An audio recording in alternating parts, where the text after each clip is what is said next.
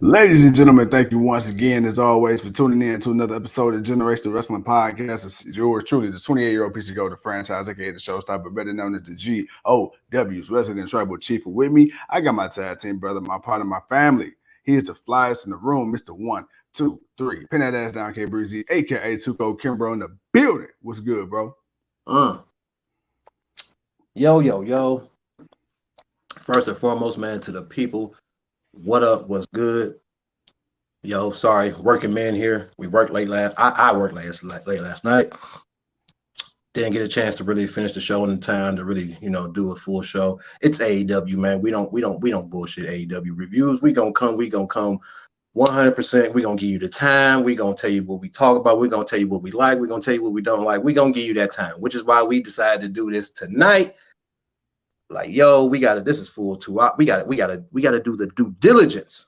All right. Due diligence of making sure we do this show from beginning, middle to the end. With that being said, my bro, what's good? What's popping, man? If you ready, man, we can get this thing off unless you want to get something off your chest. Are you good? Yeah, man. Yeah. Leo, what's going on, man? Well, I'm glad you asked, we just about to, go ahead and do this thing, the AEW Dynamite review. We got a couple mouth breathers out here, fucking toe lickers and butt munchers. We got a couple of MK Ultra GI Joes and a couple of fake DJs. Oh, Dolly Parton ass bitches.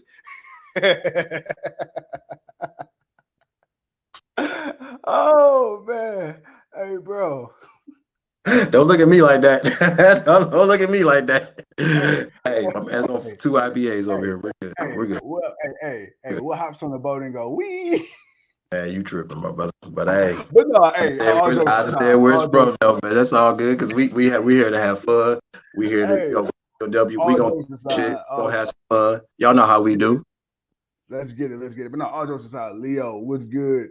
Leo says he did say unfiltered franchise. Oh man, look, hey, it is what it is. Hey, it's a Thursday night, man. Look, unless you're watching the Bengals versus the Jaguars, come chill with us, man. I said, unless you're watching, the Jaguars are 2-1. They are doing something. They tied with us, but that ain't gonna last too long. But other than that, man, franchise. I got a question, man. Is Hugh Jackson still part of their organization? Nah, they let him go 2 years. It's about time. They let him go the year before last, actually. He was a mouth breather too. I remember what Baker did to him. That used to. And people remember what he did to Baker, I guess. But honestly, I don't want to go into that. Man, let's kick this thing off, man. Let's get into the show, man. Adam Cole. Well, first and foremost, man, we got CM Punk on commentary, man, with that boy Tony Schiavone, that boy JR, and of course Excalibur, man. And I know people are feeling like, man, why doesn't CM Punk do more wrestling? Well, here's the reason why I'm okay with CM Punk not doing more wrestling and doing what he's doing. He's wrestled twice. He's wrestled on TV. He's wrestled on the pay-per-view. He's come out and do commentary. He's come out and did a promo. We've seen him every week. He's did something different. He didn't do he's done a little. He might have talked for a little minute, then he wrestled. Then he talked, and then he's getting ready for another match. I'm not sure who he's gonna fight yet, but I'm pretty sure once he got some stitches from last week because he got busted open going up against Hobbs. So he wasn't gonna wrestle this week, which was fine, man. You had CM Punk on commentary giving you that wrestling knowledge that the straight edge gives you. And of course, man, like I said, you got Schiavone, Ross, and Excalibur, man. Dude. And now, don't get me wrong. Yeah. I wouldn't mind a Taz and a Starks and a CM Punk. That might have been last Friday's commentary. That was so different. I would love to see that on a Dynamite, but I digress, man. But the first match is the match I told you, boy. Once we saw this dude come out and he super kicked Jungle Boy in the ring the first night he showed up, I said instantly, ooh, 1-on-1. That boy Adam Cole, baby. Yeah, that boy Adam Cole going up against that young buck. And I'm not talking about Nick and Matt Jackson. I'm talking about that boy Jungle Boy. We kicked this off, man, with those two. It kind of got a little slow start, which was fine. I love that fill out process, man. You got a young upstart, you got a veteran like Adam Cole. Uh, so it's always that filling out process in the middle, and and I like that because you've never really seen these two wrestle, so I don't expect them to be crispy at the beginning. I expect a little bit of rough. I expect a little just a little bit of rough of a walkthrough a little bit, but yeah, that did shock me too, but it was good, man. He had they both were. I want to say they both got their one ups. Jungle Boy started off, then Adam Cole started. He dominated most of the match, and then Jungle Boy got to going, and especially when he got to going on the outside. So you had a little bit of back and forth. I like that. I don't know, man. It was awesome. To me, and maybe I'm giving it a little bit too much, but it was exactly what I wanted it to be. I did, in a way, fanboy want Jungle Boy to win. I wanted Adam Cole. Like, I wouldn't have been mad nor felt any less of Adam Cole if Jungle Boy had legitimately beat him. And that's like, ooh, like, and then that could set up a real rivalry because Adam Cole's now one in disbelief because he lost. And then he's lost to Jungle Boy. And that's going to create such a rivalry that he feels like, now I'm Adam Cole. This dude can't beat me. I'm supposed to beat him. So it's kind of that crazy kind of like, I can't believe that I just lost kind of mentality, and that would have been like, I feel like that would have really spiced up the rivalry, as far as for Adam Cole and Jungle Boy, as far as their one-on-one. But Adam Cole won. Still a great match. Franchise, my God. Man, what was your thoughts on this? Yeah, I mean, no. Well, I wanted before I talk about the match, I want to talk about what you said about CM Punk. So with CM Punk, and I'm paraphrasing here, so I don't know nobody take it word for word, but when he first came to AEW, he called me Mr. Johnson. What's good, bro? He said that I'm not here to fix AEW.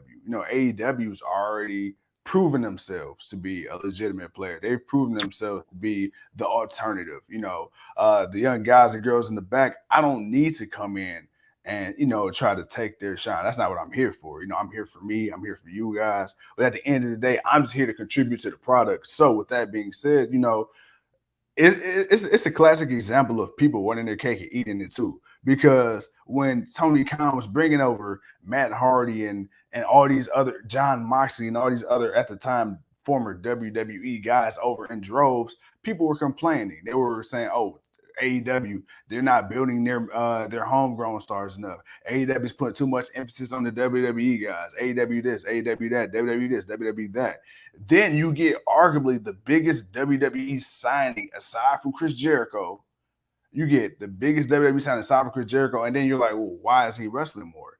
Dude, you can't complain. At the end of the day, and you also got to remember, he's been out 7 years, one.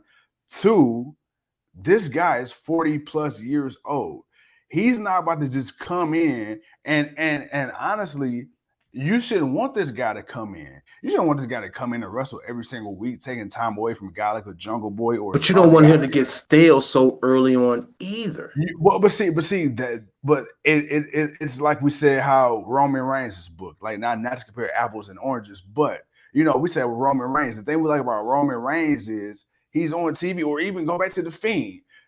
He could wrestle, a week or two or out the month or whatever the case may be, and you can still keep him entertaining. You can still keep him interesting. You can still keep him building storylines by having him on commentary doing backstage. It's not like CM Punk is wrestling once or twice that you just don't see or hear from him. He's still actively out there. He's still out there like me. I like seeing CM Punk on commentary. What about Chris Jericho? When Chris Jericho first came to AEW, yeah, that first year and a half, he wrestled damn near every week, and then he slowly started transitioning. You start seeing less of him in the ring and more on commentary. But to me, I don't think any less of Jericho, because now when he does wrestle, he wrestles, his matches have a purpose. You get what I'm saying? When Jericho is in a rivalry now, it makes sense. It's building to something. You could have CM Punk out here wrestling every single week, but at the end of the day, if you don't have a legit long-term storyline for him, I'd rather, if you ain't gonna be building up nobody else new, or if you ain't going for a title right now, I'm cool with seeing you on commentary for right now. That's cool. And Hey. he's gonna build up to either Hook or whoever anyway, so that's coming. But I think they got to get through phase one first. Now to kind of double down on what you said about Jungle Boy and Adam Cole. I definitely fanboyed out on this match too, and I think everybody did. Like you said, when Adam Cole delivered that initial super kick, we were all hoping, like, damn, okay. I don't think anybody expected. I don't think anybody expected this match to happen as quick as it did. But then when we found out last week we're gonna get Adam Cole versus Jungle Boy, it was like, oh shit, like what? Like we felt heard as fans. And then when we got it, dude, first of all, Jungle Boy, kudos. Because like you said, I would have not been mad. The performance he put on last night, like you, I would have not been mad at all if he beat Adam Cole. I had no issue with that whatsoever. However, the way Adam Cole won, it still made Jungle Boy look good. So at the same time, I can respect that too. And you can still play on the fact that Jungle Boy wasn't happy with how he lost, and you can still continue this. And I think honestly, I think this storyline is got potential to go for a minute. I think we could probably build this up to the next pay-per-view. Oh, it will. So it will. Yeah. Especially as long as he's still within the super elite, as long as they're still doing what they're doing. Of course, you're going to get a Jurassic Express versus the super click, like Cole and the Young Bucks versus the Jurassic Express. You're going to get that. So even though we got it, but we're going to get it again. It's not the end of it. This time it was just Christian. Marco Stunt's going to make an appearance. He's going to get into this. Now, I don't know if they're going to let him. I think it'll be kind of like one of them one-off matches they'll have where he'll kind of be in it because, he's a part of the group and, they're not going to discriminate from him wrestling. But as far as the competition of it, of just him not being or not always seeming like the disadvantage for the team, I could see them making it just a tag team, or maybe just, they'll add a different person to wrestle like they're using Cage. Maybe it'll be somebody else, or maybe it'll still be Cage who has the issue with them, or maybe it'll be Cass because, he's the elite hunter. So maybe the next match will be Cass and Jurassic Express and going up against, the Super Click. So you got a couple of options to play with as far as pieces and parts that you can use, because you can always still do the Marco Stunt thing while in the middle of the storyline of you building up to what you want to build up to. It's just all about how you do it. My bad. And no, you good. And Marco Stunt, let him get some shine, man. Because you can use him. He's basically, if you really think about it, he's AEW Spike Dudley. Let him go in there. Yeah, let him go in there. Let him take some abuse.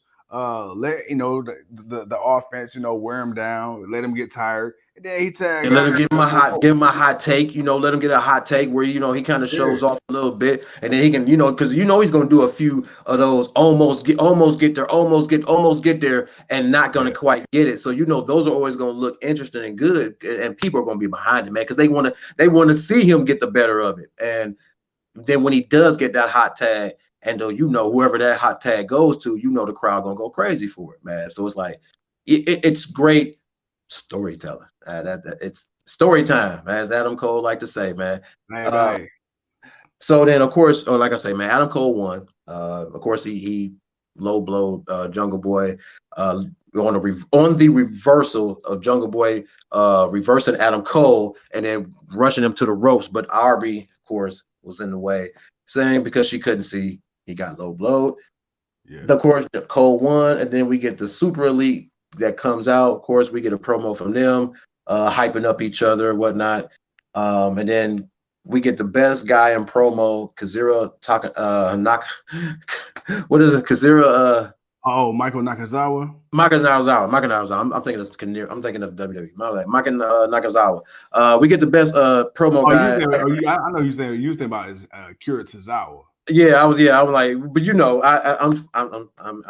I'm sorry. Don't worry, man. Don't worry. The franchise got you. I got you. But it's unfortunate, man, because they're both in the same type of position on both shows. They're kind of like that gimmick character. You get what I'm saying. But and that's kind of sad. It's like damn, y'all can do something different. Omega talks crap, about Daniel Bryan. He gives him his props, but he talks crap, man. He lets him know, hey, as great as you was, as much as you kicked my head and as much as you did this and you did that, you did not beat me. And you're not getting a rematch. You're not this, that. I'm the, and he went on about it. And of course, Bryan Danielson came out, and I'm not gonna lie, this all kind of went a little long, but it kind of lost its luster until even when Jurassic Express and Cage came out, and Cass, it was like we were like, yay, it came out, but it was like that pop wasn't there. It seemed like something just Kenny No Balls. That was probably the biggest thing about it, Kenny No Balls. But I just didn't feel the people were as excited as I thought they should be. Was that just me, or Nah, man, no. This is the one thing we do complain about when it comes to Kenny Omega, is that we feel like a lot of his promos or segments involving him speaking, right. They tend to go a little long-winded, and it's like the intention of the message kind of gets lost. And it's like you said, man, it's one of those things where I feel like they could have cut it a few minutes earlier, but they just kept going with it. And I just feel like overall the segment went too long. I don't know, man. Maybe, Doc Gallows is in the back taking a shit and couldn't make it out in time. They need to kill some time. But it went a little long, but I mean, it is what it is. Like Bryan Danielson. Damn, this is gonna be so confusing. Bryan Danielson said, he Kenny No Balls. Yeah, I was getting ready to say the same thing. I'm like, no, Bryan Danielson. I'm like, no, Bryan Danielson. I'm like, damn it, I almost tried it myself, but Lord knows we don't want to copyright that name and YouTube take it down. Oh, sorry. Oh my God, man, dude. All right, man. So, but before all of that happened, damn it, see, I almost did it. Bryan Danielson, man, had challenged canceled. Right. He had challenged somebody from the Super Elite to match this Friday. We would find out later on that would be Matt Jackson, which I gotta admit, not actually mad about seeing, but we'll get to that a little later. Next up, man, we get those boys, man. Those, not only are they the AEW Tag Team Champions, but they the AAA Tag Team Champions, the Lucha Bros, man. And Andrade comes up and he's looking at those AAA Tag Team Championships, and he tells the Lucha Bros, "Hey, it's about time y'all get those up. It's about time somebody else get the hold." And Phoenix was like, "Hey, it don't matter when or where. Let's do this." All right. And they put up both titles. Of course, Penta let it be known, man. Sierra, boy, ain't no fear. Let's do it. Let's do this franchise. Who do you think? Because I obviously I feel like it's someone from AAA it's going to be his partner. But is there a person? I'm not sure who it is, but is there a person that you may have in mind that would be good for Andrade for them to go up against Bros?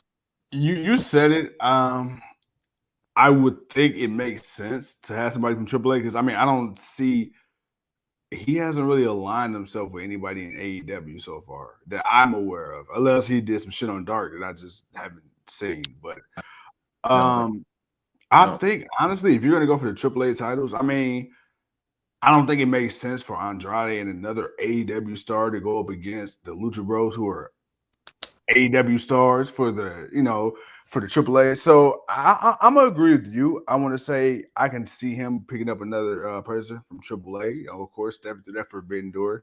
But whoever he decides to choose, it's gonna be a great match. I mean, first of all, you got Andrade and the Lucha Bros, so three out of four ain't bad. So, and I'm pretty sure Andrade, he's not gonna just pick any Joe Schmo. So I think this match, man, is gonna be off the chain. It's gonna be off the charts. It's gonna be for the championship, so it's gonna get some time. It's gonna have some spots. A story gonna be told. I'm ready. All right, man. So next up, man, we got Matt Sydal and Dante Martin, which I'm kind of curious, man. Like, one, what happened to the other Sydal brother? Like, is he injured? I was thinking about that too, yeah. Like, because they've been doing Martin Sydal for a while now. Apparently, man, they've been winning some matches. So I'm kind of figuring, like, why is the two different tag team partners teaming up and their partners are hurt? But I'm like, that's what kind of awesome way to keep them going and keep them doing something relevant. But honestly, it's the two best parts. I'm not gonna lie. I like Dante. I like the other brother also. I like the brother a little bit more because he's more of a power guy, but he can still do all the stuff that Dante can do. That's what I like about the brother. So I actually want to see more of him. But Matt Seidel, we all like Evan Bourne, man. We always wanted to see more from him.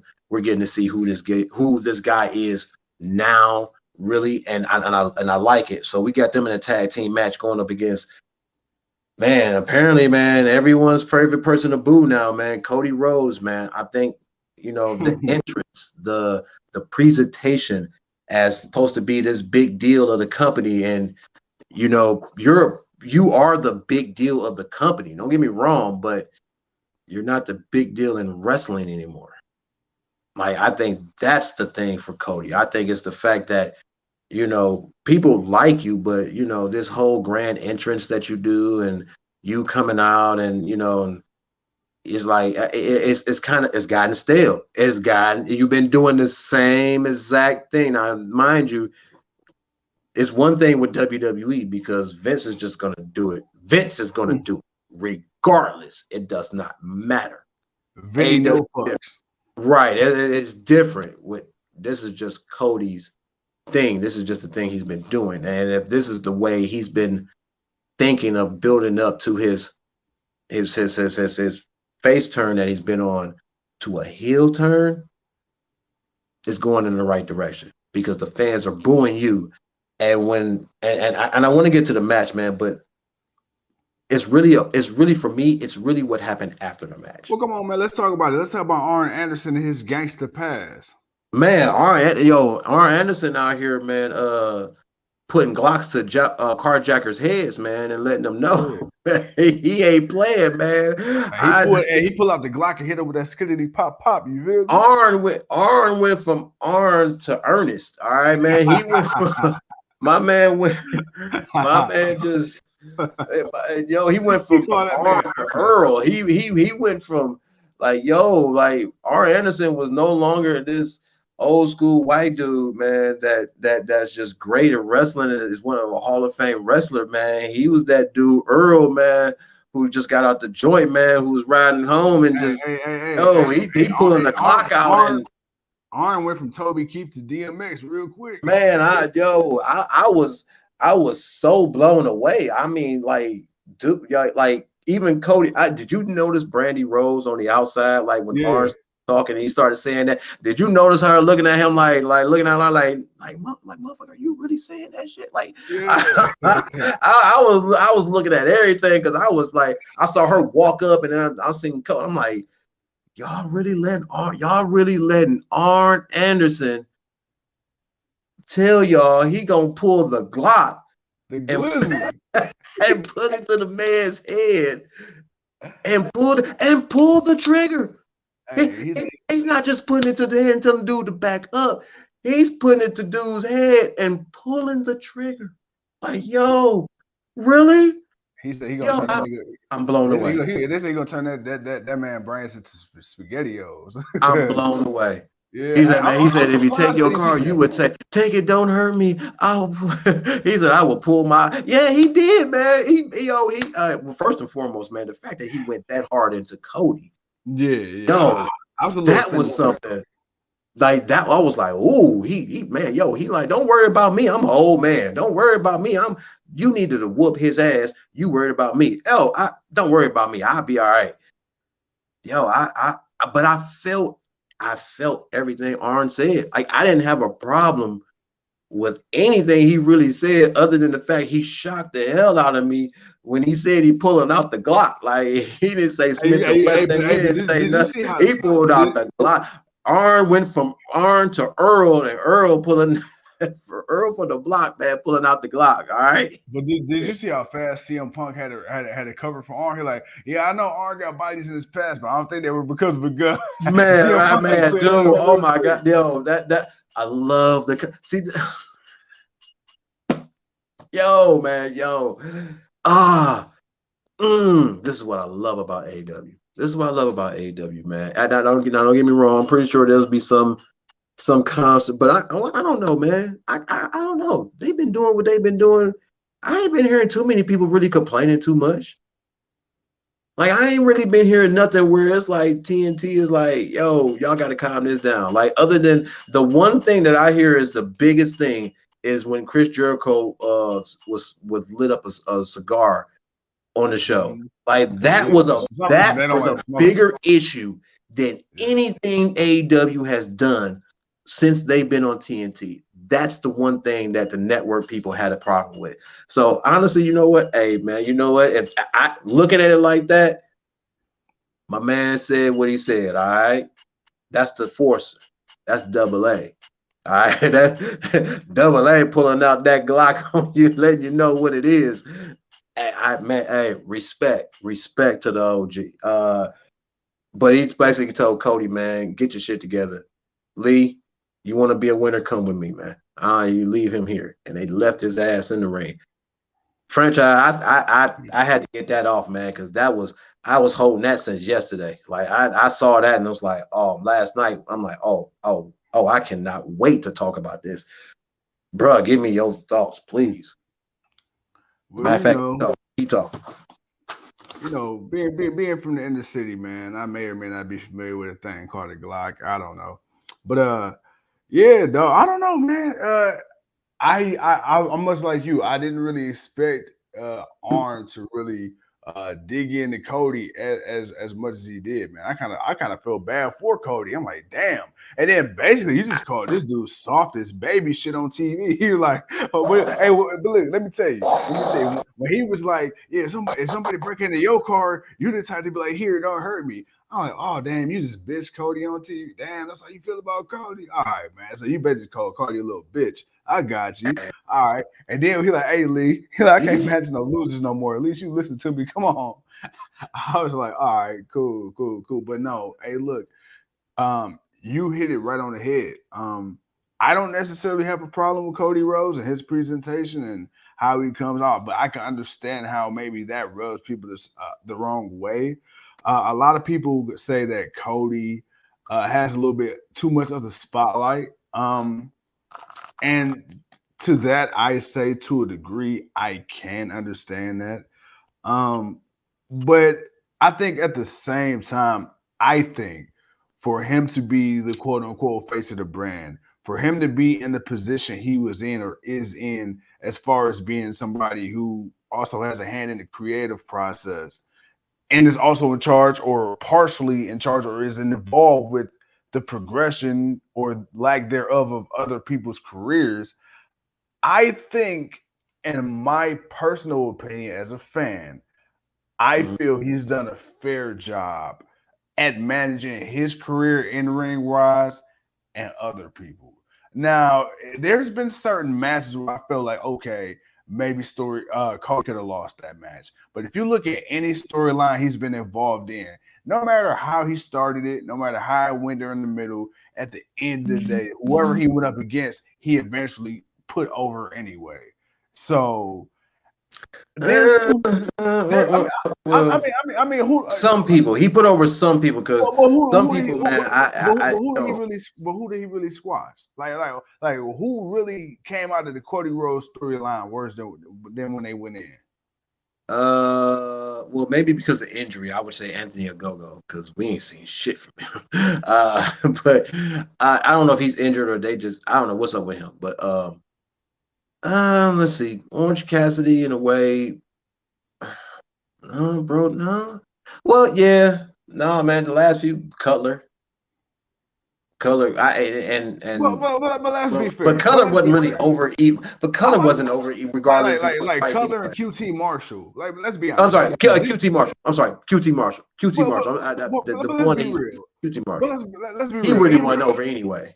But I'm about to say, even if QT did the finger poke of doom, like nobody would have gave a shit to see QT over Cody. No, they wouldn't have. But I also think it's the fact that Cody is just winning so much, and like he won a lot. Like you got to think about it, as TNT champion, like he lost it to the right person, Darby Allin. Then Brody Lee and Darby Allin. That was good, but I think some people felt like, we all knew it was going to be the championship he could hold because he had agreed that if he didn't beat Jericho, he would never challenge for the AEW championship. And that's why people are waiting for the heel turn, because they feel like heel Cody Rhodes was going to find a way to get himself into an AEW title match to win the title and have that proclaim of being, a world champion. At least, well, again, because he won the NWA and he's won other titles, but outside of WWE, he didn't win the big ones there. But I can I can see that being a thing for him when he does turn heel, but I think that's what fans have been waiting for. And because fans have been waiting for that, so now it's like, when is it going to happen? I think for Cody right now, because he's having this baby, he's not being on TV as much. He's trying to be there to put over guys like Malachi Black and whatnot. But the thing is people are such a fan and cheering him is because he's one of those guys that has already had a fan base, and we already know his story. We already know why he's in AEW now. And that's the reason why people are so happy that he's in AEW now, because we know what happened to him in another company. So now we know he's not there and he's here. He's that guy we want to see. And him beating you is okay. Like, people aren't mad about that. Like, people, you just black mass Arn Anderson. That was awesome. And then you just took out Cody Rhodes. That was double awesome. Oh, and then you want to beat Lee Johnson. That was triple awesome. Oh, and then you beat his brother. Oh, well, that was kind of a bad match, but that was quadruple awesome. Oh, and then you beat Cody Rhodes again. Dude, you know what? I don't even know what the fifth one is, but dude, that yeah, you got it. All right. You the bomb. You what we want to see. And that's where it is. And that's why Cody got booed, because people are like, we're happy he won. We're happy you lost. But we've seen this same thing from you. There's nothing new. It's nothing new. We want to see new. At least the Young Bucks and Kenny Omega have changed up who they've been. They were the good guys, and now they're the heels. You can rate whether or not you like them being that way or not, but they've changed up. Cody hasn't changed up. He's been the same dude pretty much since day one. But we understood why. And he was either going to take some time off and go away, or he's going to potentially do that heel run and then become the champion. That's true. That's true. Yeah, that's true. I mean, I do think, much like you, I cannot honestly see Cody Rhodes going his whole run in AEW and not at least challenging for the big title. Like, I see a way as a heel for him challenging, even if he doesn't win. I at least see him challenging once for that title. I just can't see him not challenging. But then again, he might not challenge at all. So I mean, you never know. That's the beauty of AEW. If he turns heel, I can't see it, because eventually you're gonna let's just say, for the sake of argument, because he's not challenging for the title, but he's going to end up wrestling the champion. Let's just say he wrestles the champion. I'm not going to say who the champion is, because there's too many names that I can throw in this conversation. So let's just say, for the intents and purposes of this, what I'm about to say, whoever the champion is, it's the person you want the champion to be. Okay. He beats the champion. All right. But it's not for the championship, because he can't challenge for the championship. He's the heel. You don't think he ain't gonna finna fight and want to fight for that championship after beating him? Nah, man, because now he's got to proclaim that he's the best. I beat your champion. I'm better than your champion. But you know what? In order for me to say I'm really better than the champion, I gotta beat a champion. Now, will that lead to him and Tony Khan? Will this be the way we finally get an on-screen thing with Tony Khan, where people were probably wondering, like, will he just stay in the back, or will we see him more?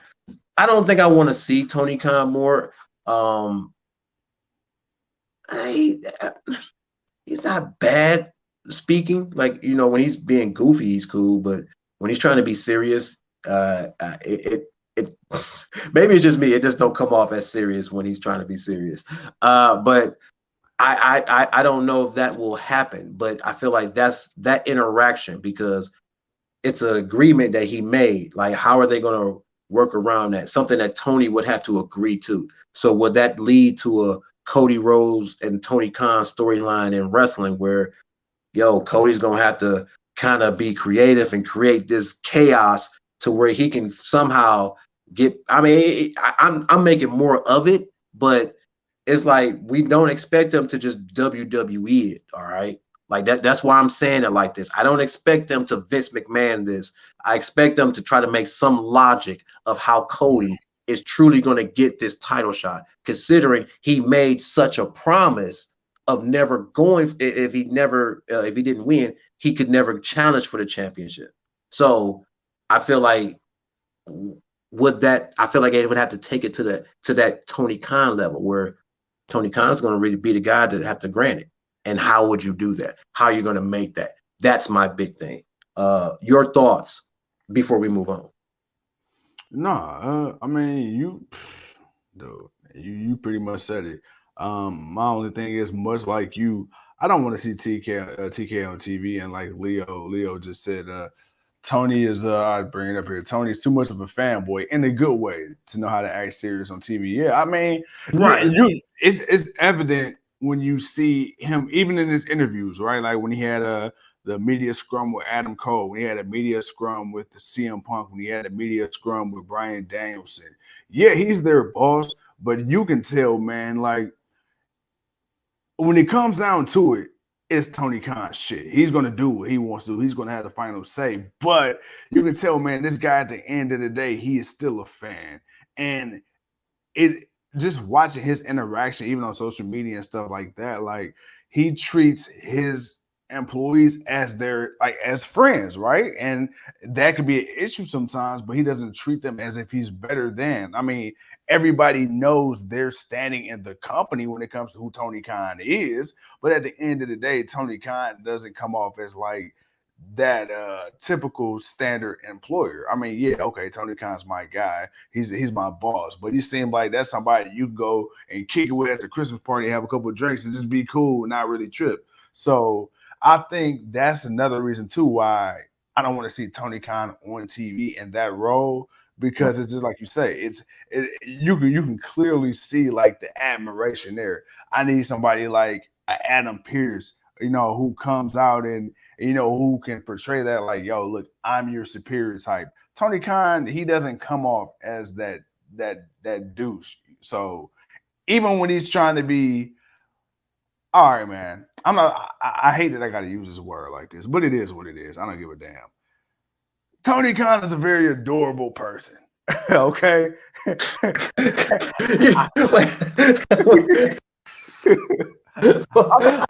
You got me worried, like, oh my God, man, what the hell is he about to say? And this motherfucker, he's an adorable person. I'm like, wait a minute, what adorable? You motherfucker. Because if you think about it, bro, even if Tony Khan get mad, like if Tony Khan got in your face right now and chewed your ass out, would you be intimidated? No, man, I'll be like, all right, Tony, man, my bad. Now, Vince McMahon got to I'm sorry, Tony, man, my bad. No, man, you're right, man. I was wrong, man, my bad. If Vince McMahon got up in your ass, it'd be a completely different reaction. So that's what I'm saying. Like, yeah. Like, Tony, I mean, you can't be mad at Tony. I don't care you 75 or 80 years old. Get out of my face. Nah. Hey, give his ass that Kevin Owens treatment. Hell yeah. Oh, man. All right, man. I just wanted to add that little bit in, man. We're talking AEW. And I said, man, we're going to give y'all a full show. We're going to start from the middle, beginning. We're going to start from, the beginning.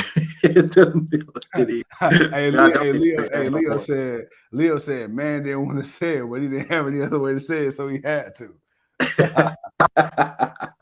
It is what it is, man.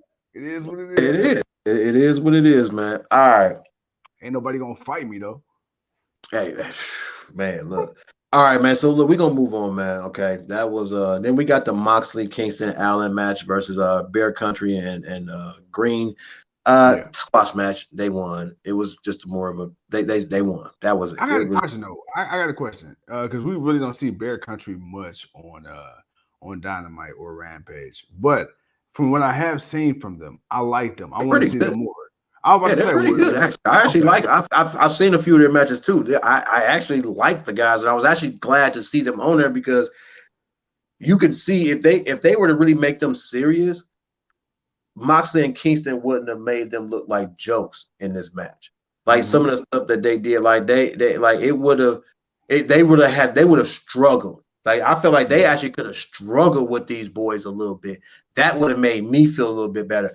I wouldn't have mind them still losing if Moxley and Kingston and them were struggling against these boys for a minute. Like it wasn't that easy because these boys, were giving it to them. Like that would have been a little better for me, but we didn't get that, man. It was just a walk through, smash through. They won, and then Sting gave a Scorpion Death Drop at the end, and they paid their tributes to Brody Lee. But the real big thing here was the 16-man tag team match, man. I'm sorry, no. Before we get to that, do you have any thoughts on that match? Okay. And then we got the Ruby Soho promo, which, she made it clear, she loved that she got to come to AEW, hear 20,000 people chant her name and feel like, people really wanted to see her do it. Even though, yeah, she got cheated out of it. She knows she got to go to the back of the line, but this ain't the last time you've seen her again, for the AEW Championship. Of course, Britt Baker she's being the DMD that she is, talking that talk. And obviously, that's what you expect from her. And then we got the Orange Cassidy and Dark Order versus the Hardy family match. Evil Uno and Reynolds were still playing off the being bitter at each other until my boy -1 walked out there with that paper balled up, rolled up in his back pocket. And he pulled it out and he smacked that boy Evil Uno. I'm like, just like your daddy, boy. And I mean, he boy. I was like, you know what? I missed that. I don't know why. I always liked that about Brody Lee when he would come out, man, and he would just have that paper in his thing, and he would just come out and he would just throw it in your face and smack you with it, and the dude just be like, and then he just started whooping that. I always liked. I always liked that, man. Man, it was cool to see. Of course, his wife came out and she yelled at them, "Y'all get your act right." And of course, they went in the ring and they did. They put on a nice little show. Everybody got to have their spots. They got the victory. Franchise man, your thoughts? -1 is the lucky one. I'll leave that there. Man, he always is. He always is. All right. No matter what, this dude is always the lucky one, man. He ain't -1, man. He positive 1,000, man. Jesus. Yeah. Hey, man, my boy. But the match went how I thought it was going to go. I think for the next few years at least, we get these Brody Lee tributes. Anytime you got any members of the Dark Order, I don't see him losing. Just out of respect for him. But it was cool though that his wife was the one to kind of get everybody to get back on his shit. I was like, okay, that's cool because you already knew -1 was gonna have some involvement in it. But it's like, was -1 really gonna be the guy to bring everybody in? And then when his wife came out, she's like, "Hey, look, man, this is about my husband, man. Don't y'all fuck this up now." And everywhere you seen everybody like, you know what? Evil Uno got his big ass back in the ring. And everybody, like, yeah, shit, let's go. Hey, you do you do what you do. And then it was cool, man, to see her Amanda come out. And of course, Tay, Anna, and the rest of Dark Order celebrating. Of course, you got -1 up on the shoulders celebrating, man. So it was cool, man. It was a feel-good moment. My only thing is, I'm really wondering, are we really going to get the implosion of the Dark Order, or are we going to add somebody to the Dark Order? That's still my only thing, because I feel like if you really want us to play off of it as them splitting up, I think last night could have been the night to do it, especially because it was on Brody. I know you wanted to honor Brody, but I feel like not what if the wife and kids weren't there, I could see that. But because the wife there, we got what we that just out of respect of what it is what it is. Right. She was there. They were there. Nah, this is what we're doing. If they weren't there, I could see that.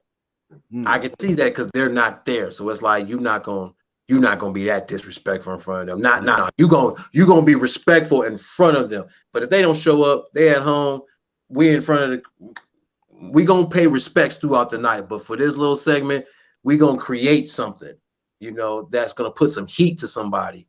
And folks aren't here, so we're not disrespecting in front of them, even though they may or may not be watching, but they're not in attendance watching this.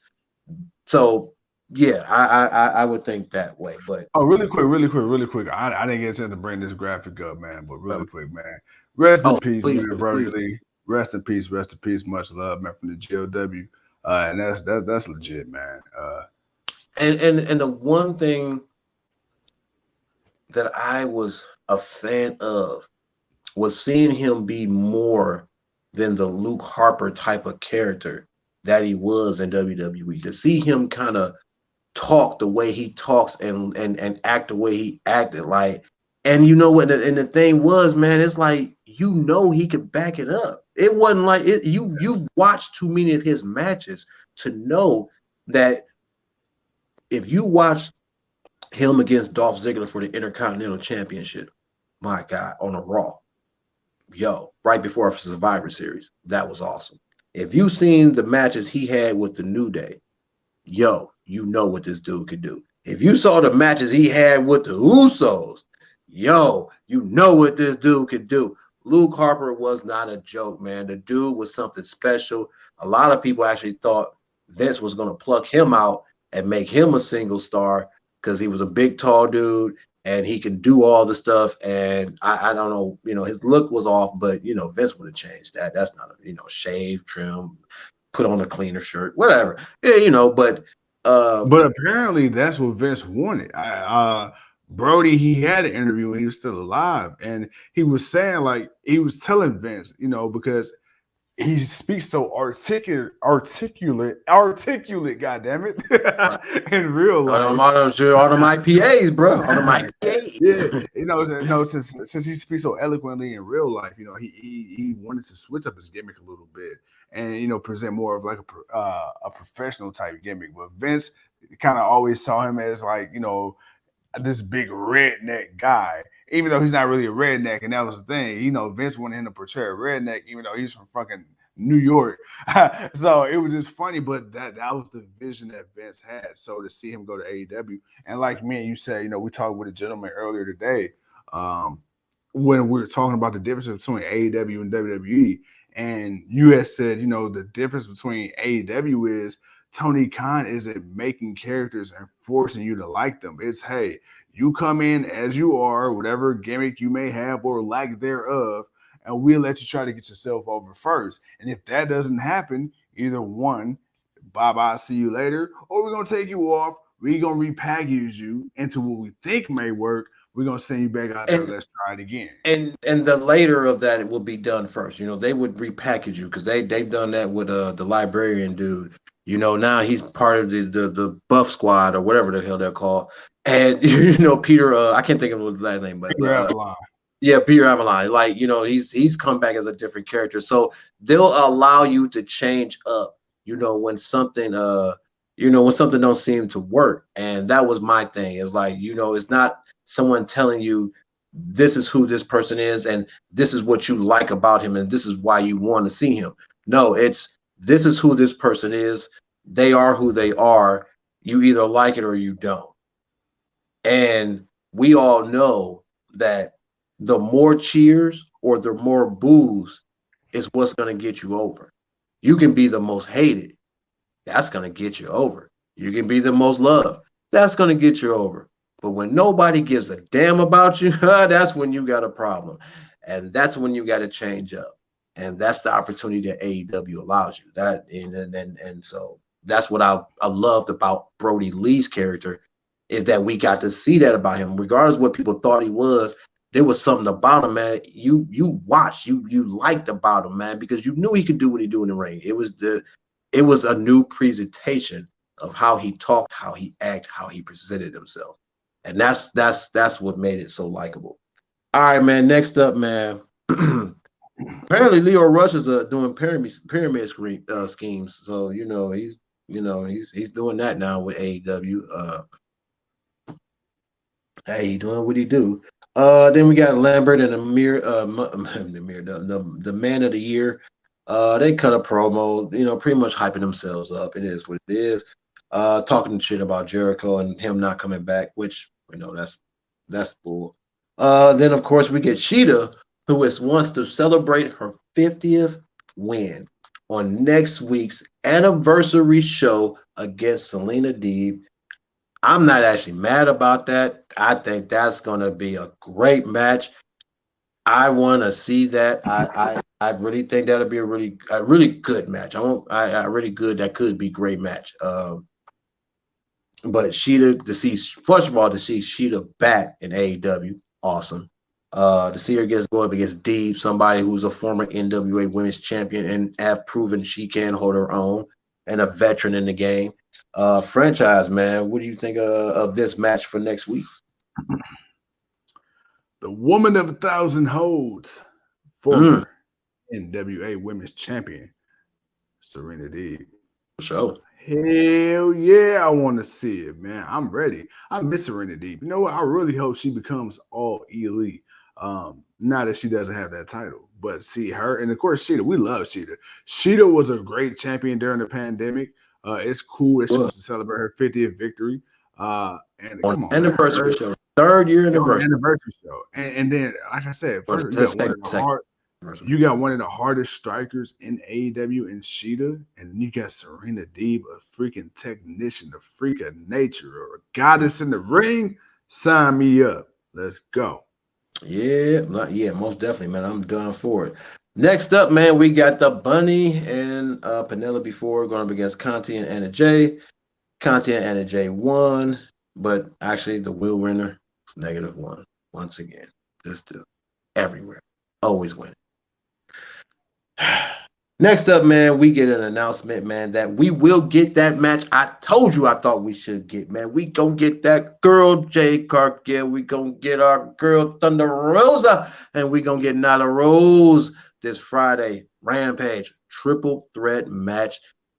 Ooh, franchise, my guy, my dude. What it is? What it do? What it be like?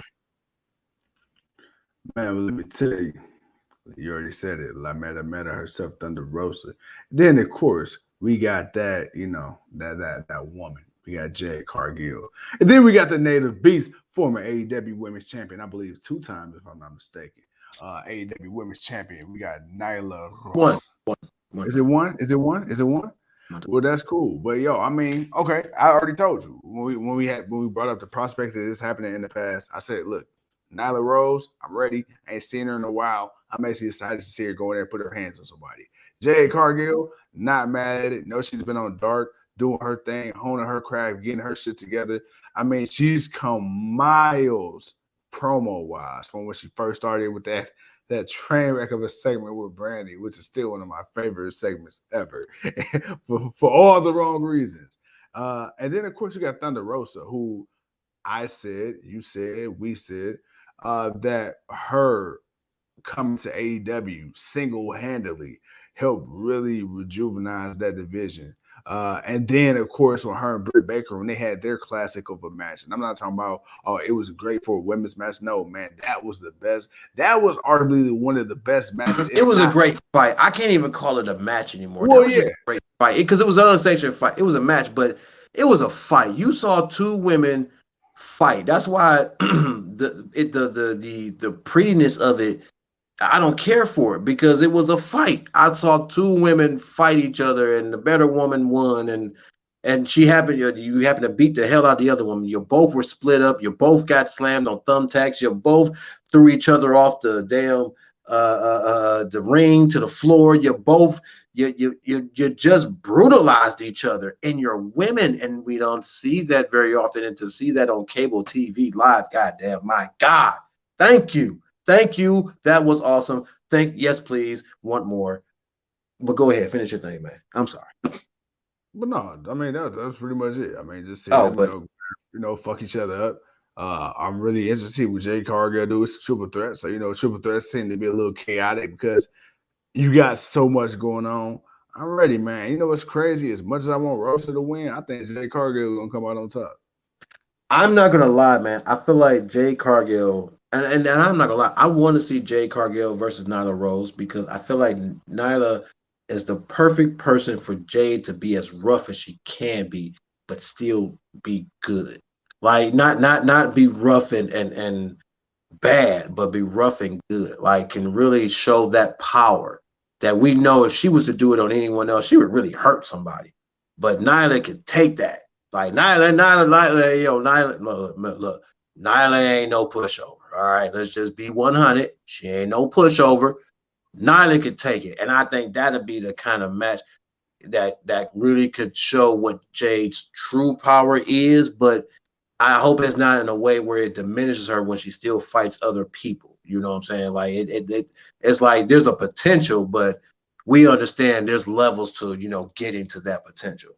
But there could be something there that could really make it look great for later on.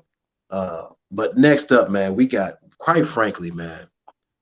You know what? We ask ourselves each time, man, what can this dude do to make people call him an asshole more and more and more and more. And you know what? We wonder what there's no way he can just there's no way he can top whatever he did last time. Oh yeah, he can, man. He can remind some dude about how he was a young boy sitting in the car with his uncle, and his uncle was drinking and driving, and they got into a car accident, and his uncle died. You asshole. MJF, what I franchise to help me out here, man. I don't even like. There was so much before that. There was so much before that because he said some great things. He talked about the four young future guys of Sammy Guevara, Jungle Boy, himself, and Darby Allin being the pillars of the future of AEW, and I love that. I love that. I love the hell out of that. But my God, dude, how do you just you bastard. You bastard. Dude, talk to the people. Well, the fact that he sat out there and just blew the fucking door wide open. I mean, he's talking about the forbidden door. He said the forbidden name and Bruce Pritchard. He said he got that man. Ooh, He said he yeah. got that man on speed dial. I'm like, the balls on you, sir. But CM Punk being like, but everyone's got Bruce Pritchard on speed now. That's not nothing to brag about. I'm like, oh my God, you 100, man. That's how you come Yeah. back. But yeah, dude, that's fucking promo. I mean, you go from, and Lord forgive me, you go from banging the Hall of Famer's daughter, allegedly. We know it didn't happen. Then you go talk about, Lord have mercy. You go talk about flying Brian Pillman and talk about how I'm going to talk to upstairs. Oh no, who am I kidding? No. Hey, wake up down there. Oh, and then you pull you talk about this man's dead uncle to his face. And then what killed it wasn't the fact that you said his uncle died. It wasn't the fact that he was drinking and driving. It's you look this man in his face and said, the wrong man died that night. I'm like, that was some fucked up shit to say. Not only did you bring up his uncle, but then you said the wrong person died. That's why I'm like, all right, you know what, MJF, bro, hey, give it, hey, hands down. You, I don't even know how you could describe it, bro, because I know it's a character, man. But dude, I want to know what the conversation was before they went out there in the ring and they talked over what they were going to say or kind of the storylines or the bullet points of what they're going to say. I want to know if MJF was the one to bring that situation up. Nope, it was Darby Allin. I bet you it was Darby Allin because they're setting up MJF or Darby Allin. Okay, all right.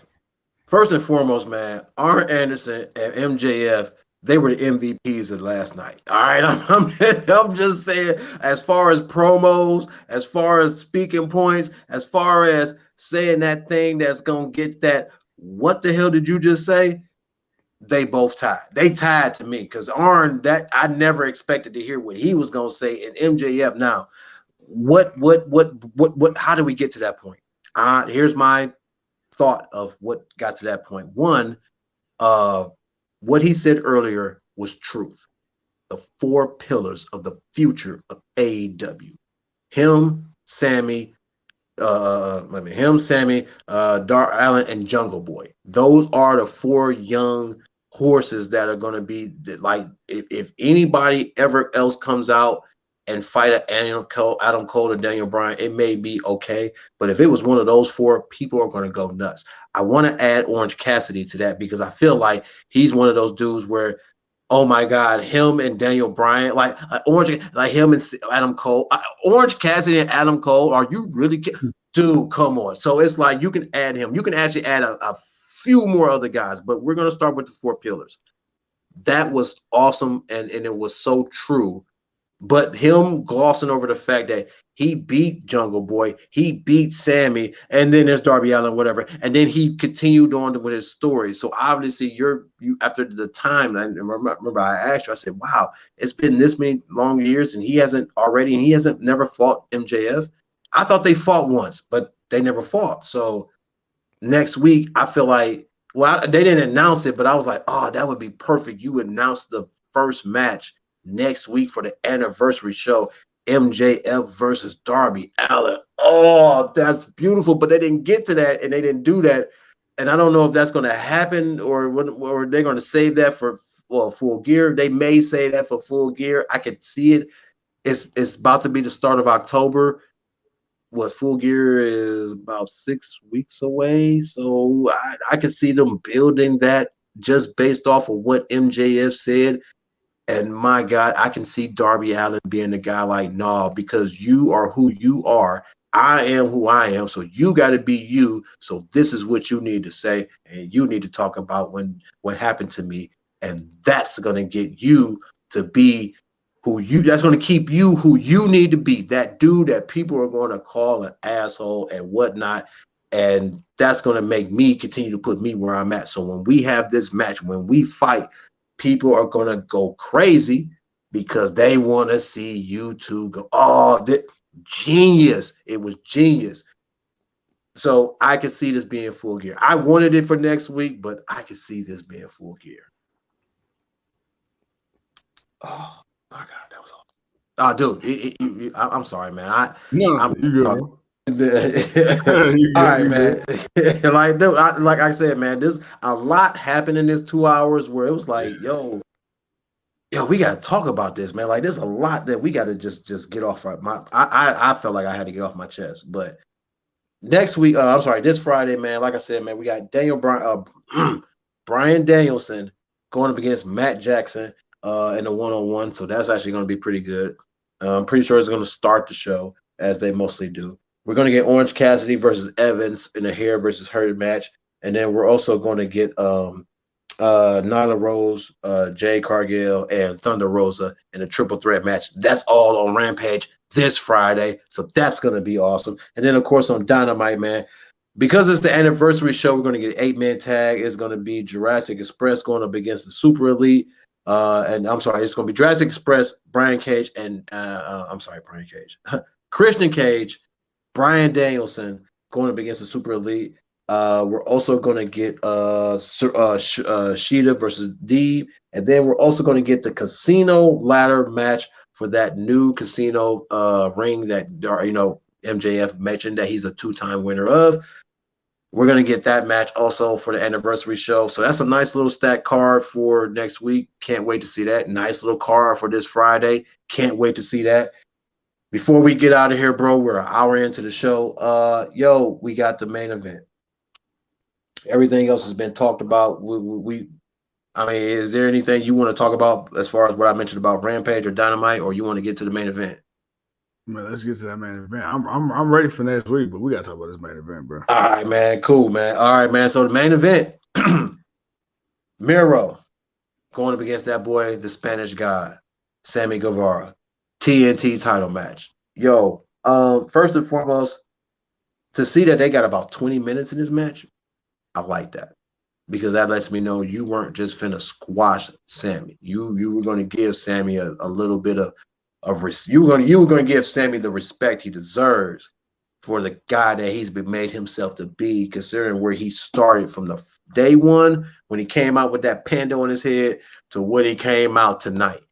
Yeah, you gonna give that boy his respects. But Miro, man, I'm not I'm not mad about Miro, man. I love Miro. I love the Redeemer. I love everything that is about him. I love the way he talks. I like the way he aggressively just whoops people ass and has no remorse about it whatsoever. Franchise, man. You know what? I talk enough, man. Dude, give me your thoughts on this match and what you saw. I mean, for all the mouth breathers out there watching, it was a hell of. Hey, I'm gonna run that shit into the ground like Vince McMahon pushing John Cena for 15 straight years, even though we wanted a heel turn 10 years ago. God damn it! Hey man, look, what you sipping on over there? I know that ain't water. No, man. That's at Amsterdam. It was the rest of what was left, but yeah, that's that. Yeah, buddy. Yeah, buddy. Hey, y'all. Hey, when y'all come back up on that Everclear, let me know. Franchise to be near. but, Man, but I don't come back on that shit. Nah, leave that, bro. That. that was something different, man. Dude, it took us a month to drink that. Okay, that's a month. I don't even think I think there's something there. It's like that's sad. Hey, that But go shit ahead, scares you away, huh? that, But man. nah, man. Hell yeah, for real. But nah, dude. So actually, the timing of this was perfect because you just went through the whole thing with Fuego getting his contract, and then Fuego getting his ass whooped, and then Fuego losing this vehicle. And I like Miro. Miro is absolutely hilarious because when Miro was in his pre-match vignette and he was talking about, whooping Fuego's ass. He's like, I don't know. It's like he got some type of gambling problem, but that's not my issue. I was like, Miro. His non-giver, Nero has zero give a dams, man. Like he just does not care. But it was funny the way he said it though, because he seemed like he was legit like annoyed. Like, why does he keep trying to fight me? I don't get it. Like he's got some type of illness. and then you got Sammy. Even Sammy said the same thing. Like Sammy, like I knew he was gonna fight, but I didn't think he was gonna put up his card. Like, why you put up your card, dude? Dude just got that card, dude. What the hell you doing, man? Yo. So now you got Sammy not only fighting for the championship, but now you're trying to fight and avenge, your friend, your best friend, you're fighting for his honor and everything. And, you're going to get that champion's purse. You're going to buy him back his vehicle. And y'all going to celebrate. And, dude, man, like you said, when I seen it was about 20-some minutes, give or take, on the clock, I was like, oh, shit, this is the main event. Like, all right. And after about 5 minutes, when I say Sammy didn't get squashed, I'm like, oh shit, like, dude. Now I kind of got a little curious. I'm like, nah, they not. But I'm like, all right, I'm at this point after 5-minute mark. I'm like, all right, Sammy not gonna win, but he gonna look really, really good. He gonna look really good. He gonna almost win. He gonna almost win. And it's like, Nick Khan, you bastard. Because in my mind, I thought he was going to do just good enough to be in the conversation for a rematch down the line. But then when he won, I was like, oh, shit, because I believe he kicked out of the when Miro did that kick. I can't think of what the name of that kick is, but he kicked the holy shit out of Sammy. Like, I seen that man solely. But his mistake was taking them turnbuckles off because that's what led to the DDT. And I was like, okay. He hit the turnbuckle, and then it led to the DDT, and then he got him for the 450. Yeah, and then he got him for the what they call. It's not the GTS. It's called the GTH. GTH, and then he hit it, and they picked him up to hit it. I'm like, yo, he's not finna win it. And then it's like 1. I'm like, oh, he about to win it. 2. He not finna win it. 3. Oh shit, Sammy won it. Oh shit, Sammy won it. I'm gonna tell you this. The reaction I had with Sammy won. This is a legitimate statement. The reaction I had with Sammy won because it was so unexpected. That's how I felt a couple weeks ago with Big E won. I was like, oh shit, like nah, damn, like because I think everybody was expecting Miro to lose to Brian Cage. So then we get Sammy. I was putting it out there. That's So then we get Sammy seemingly out of nowhere in first match against Miro. He went. bro, I'm sold. Let's go. So now the only thing is, how long will the reign last? Not sure, but Oh, I oh, I'm just happy that Sammy won, because this is WWE. Sammy would have got his ass annihilated. oh, dude. First and foremost, I see this being a nice little title reign. Uh, this is the first championship outside of Chris Jericho in Inner Circle. Um, so yeah, this is a man, yeah. This is nice. This is yeah. Yo, I'm not. I didn't. I'm not gonna lie. This would have been nice next week on the anniversary show. Like I feel Yeah, like you did. Like having dude, a week you just early. had Sammy Guevara beat. You just had Sammy Guevara beat. Not like think about that. Like I understand they're trying to play on the surgically repaired neck of Miro. That that's his weakness. If you hit a hard big move off of that, they're gonna weaken him up. And I kind of hate that, but also at the same time, it makes so much sense. Yeah, I mean, It's you got like, to, because you got to wonder, like, how's the DDT out of all moves hurting this big ass dude? well, he got surgery on his neck. Oh shit! Well, maybe that Which we just that's found good. out this week. Right, right. Well, it's not this week. They've been saying it lately, but that's the reason why, and they never really talked about it. But it's not like it's not true, because I think he did end up getting surgery on his neck. So that's like, okay, well, I don't think it's as devastating as Edge, but he got something. But they make it more than what it is. But Right. You got to. um, to see Sammy actually pin him, like I said, I figured it's 20 minutes. Sammy's gonna put on a show. He's gonna look good, but Miro's gonna win. I'm not mad about that. Just don't make my guy look bad. All right. Don't make Sammy look bad, man. He's a pillar of the future, damn it. All right. Sammy Guevara is one of the 4 pillars of the damn future of the AEW. Don't you make this man look bad. And you didn't do that. But I felt he should have. Like, oh, that was the only thing I was saying. But even before he won, I'm like, this match should be next week. Why is this match not next week on the anniversary show? You could have did a promo or a contract sign. Do a contract signing. Shit, hell, man, it's the TNT. You could have did anything that would have played up to it. But it is what it is. Sammy Guevara is your new TNT champion. He is the face, the Spanish god, the new face of AEW Dynamite on TNT. Franchise, man, that's the review. We went an hour and 12 minutes in. Y'all let us talk shit and laugh and bullshit and we got a little stuff off our chest. I did. I know I did. I needed to get some stuff off. There was too much that happened in this 2 hours that it was like, yo, I gotta say some stuff. And we haven't really shooting from the hip a little bit, style with you guys in a while. So we wanted to do that. But franchise, man. Final thoughts on the match, final thoughts on the show before we roll out. The match, the match did it, man. The match did it. The show was good without the match, and then that was like the cherry on top, the icing on the cake. I don't even Yeah, like it ice. was. I It don't really even was like a good ice. show without the match. I don't even like ice and all like that. But god damn it, that was some good shit, man. If I had to, what's that buttercream or whatever that shit called? Not that whip shit. The buttercream, butterscotch, whatever. But yeah, man. It was cool. I felt like it was the perfect way to end the show. And I like how, because Tony Khan, he's kind of been starting with like the really big matches at the beginning. I like how he left this one at the end to really kind of cap out the show. And then let you on the cliffhanger, because you really don't know what's gonna happen. Well, I guess they already announced Bobby Fish and whatever, but yeah, whatever.